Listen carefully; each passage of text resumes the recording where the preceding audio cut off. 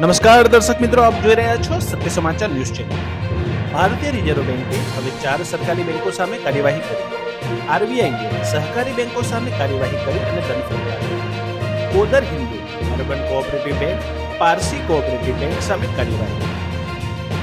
લોકસભા ચૂંટણી 2024ની જાહેરાત થવામાં માત્ર 1 મહિનાનો સમય બાકી.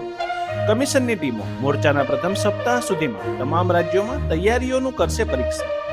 પ્રથમ તબક્કાનું મતદાન પણ એપ્રિલના બીજા સપ્તાહ સુધીમાં થવાની સંભાવના. ઉત્તરાખંડમાં પોલીસ પ્રશાસનની ટીમ પર બદમાશોએ કરેલ હુમલામાં 2 લોકોના મોત. હિંસા બાદ સમગ્ર રાજ્યમાં હાઈ એલર્ટ જાહેર. ઇન્ટરનેટ સેવાઓ પણ બંધ કરાઈ. આજે રાજ્યમાં 1 થી 3 ડિગ્રી તાપમાનમાં થયો ઘટાડો.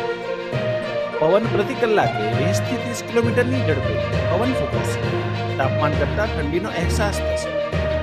મુંબઈ અમદાવાદ બુલેટ ટ્રેન પ્રોજેક્ટની કામગીરી પૂરજોશમાં. મુંબઈ શહેરના વિવિધ સ્ટેશનો નિર્માણની કામગીરી ચાલી રહી છે. સમુદ્રની નીચે ભારતનું સૌથી લાંબુ બોગદું નિર્માણ કરાશે. સુરતમાં ઓનલાઈન સટ્ટા રમતા ઝડપાયા. વેસુમાંથી 3 મૂકીને દબોચી લેવાયા ઓનલાઈન ગેમ સટ્ટો રમાડતા હતા.